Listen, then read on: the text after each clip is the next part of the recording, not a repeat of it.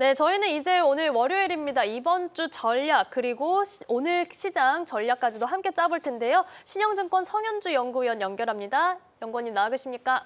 네, 안녕하십니까. 네, 반갑습니다. 자, 우선 최근 시장의 흐름 어떻게 진단하고 계실까요? 네, 지난주 그 주 초반에는 미국에서 그 AI 버블론 또 중국 완커 채무 리스크 확대 등으로 기술주와 부동산주가 전반적으로 약세를 보였는데요. 그 대신에 이제 배당주나 방산주들은 좀 강세를 보였습니다. 이제 그러다 지난주 금요일에 그 인민은행이 3개월 만에 14일물 여갈피 매입을 재개하면서 춘절 등을 앞두고 유동성 공급을 좀 미리 진행하는 모습을 보면서 증시에 좀 긍정적인 영향을 줬는데요.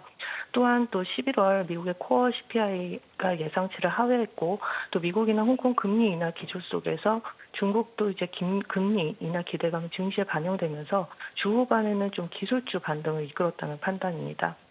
네, 이렇게 지금 시장에 대한 진단부터 같이 해주셨습니다. 자, 하반기 들어서 위안화 강세가 또 지속이 되고 있는데 올해 마지막 LPR이 오늘 결정이 된다고요. 자, 동결 예측이 나오고 있는데 이에 관해서 관전 포인트 짚어주시죠.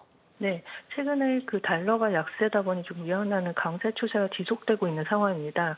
11월 들어서 달러가 한 0.7% 약세를 보였고 위안화는 한 0.5% 강세를 보였는데 한국이나 뭐 일본 대비 위안화가 확실히 강세를 보이고 있는 상황이긴 합니다.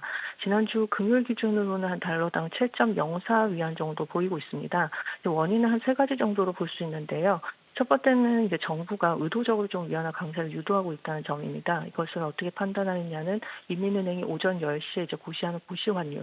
이게 2015년 8월에 시장화 정책을 하면서 전일 종가와 바스켓 환율 평균치를 감안해서 이제 정하고 있는데 다만 인민은행은 환율 변동성이 커지면서 개입할 수 있다라고 밝힌 바 있습니다. 그래서 올해 위안화 환율이 미국의 그 대중국 고관세 정책 발표하면서 달러당 7.35위안까지 치솟았다가 고시 환율은 지속적으로 7.1위안으로 이제 낮춰 발표를 했었고요. 즉 중국 정부가 이제 위안화 절상을 이제 용인하고 있는 상황임을 알 수가 있습니다. 두 번째 원인은 이제 경상수지 흑자폭이 커지고 있다는 점인데요. 2019년 트럼프 1기 관세 전쟁에서는 경상수지가 소폭 하락한 반면 2025년 관세 전쟁이 재차 확대됐음에도 중국 정부의 수출 다변화 정책으로 최근에는 어쨌든 경상수지 흑자폭이 커졌습니다.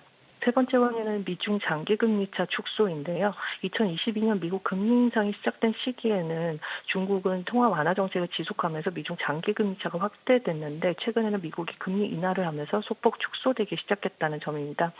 위안화 강세가 이제 위안화가 이제 강세인 상황에서 중국 정부의 금리 인하 가능성을 좀 더 이제 높일 수 있다라는 그런 판단인데 시장 예상치는 오늘 이제 LPR 금리는 동결인데 미국이나 이제 홍콩이 금리 인하 기조인 상황이고 중국도 이제 충전 앞두고 있다 보니 오늘 하지 않으면 그래도 1분기 내에는 이제 실시할 가능성이 굉장히 높아졌다라고 보고 있습니다. 네, 이렇게 지금 오늘 그리고 앞으로 내년도까지도 이 LPR과 관련된 전망까지 함께 짚어주셨습니다. 자, 한편 오늘은 이제 화웨이의 신제품 공개 일정도 예정되어 있는 걸로 알고 있는데요. 이 노바15 등 12월 신제품 공개된다면 과연 이제 전반적으로 관련주에도 온기가 뿜어질 수 있을지 기대가 좀 됩니다. 어떻게 보고 계실까요? 네, 오늘 그 화웨이가 12월 신제품 발표회를 개최를 하는데요. 이 노바 15 시리즈 등 신제품 공개할 예정입니다.